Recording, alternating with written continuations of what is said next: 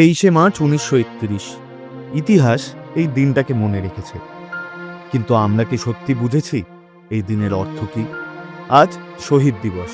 তিনজন তরুণ, ভগৎ সিং, শিবারাম রাজগুরু এবং সুখদেব থাপার, এই দিনেই ফাঁসির মঞ্চে উঠেছিলেন। আমরা প্রায়ই বলি তারা দেশের জন্য প্রাণ দিয়েছেন, কিন্তু আসল সত্যিটা হলো তারা শুধু প্রাণ দেননি, তারা একটা ধারণা তৈরি করেছিলেন, একটা প্রশ্ন: আমরা কি অন্যায়ের সামনে চুপ করে থাকব? ভগৎ সিং, শিবারাম রাজগুরু এবং সুখদেব থাপার ছিলেন হিন্দুস্তান সোশ্যালিস্ট রিপাবলিকান অ্যাসোসিয়েশনের সদস্য। তাদের লক্ষ্য ছিল ব্রিটিশ শাসনকে উৎখাত করা। 1928 সালে লালা লাজপত রায়ের মৃত্যুর পর দেশ জুড়ে ক্ষোভ ছড়িয়ে পড়ে।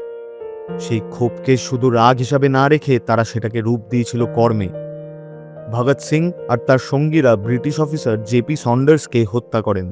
এরপর 1929 সালে তিনি ও বটুকেশ্বর দত্ত আইনসভায় বোমা নিক্ষেপ করেন, একটি রাজনৈতিক বার্তা দেওয়ার জন্য, যা ছিল একটি প্রতিবাদের প্রতীক।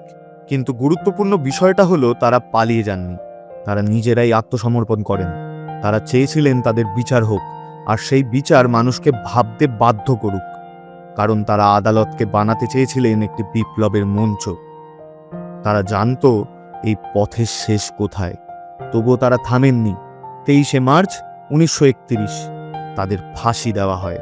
সেদিন তিনটি শরীর থেমে গিয়েছিল ঠিকই, কিন্তু তিনটি নাম অন্ধকার ভেদ করে একটি জাতির হৃদয়ে ঢুকে গিয়েছিল। আজও রাত নামলে ইতিহাসের কোথাও সেই শব্দটা শোনা যায়: ইনকলাব জিন্দাবাদ। একটা বিষয় লক্ষ্য করলে দেখবেন, এই ঘটনার পর আন্দোলন থেমে যায়নি, বরং আরও ছড়িয়ে পড়েছিল। তারা মানুষকে সাহস শিখিয়েছিল। ওরা মরেনি, কারণ মৃত্যু তখনই শেষ হয় যখন মানুষ ভুলে যায়। 23শে মার্চ কোনো শেষের দিন নয়, এটা সেই দিনের নাম যেদিন ভয় হারতে শুরু করেছিল। আজ আমরা স্বাধীন তাদের আত্মত্যাগের জন্য।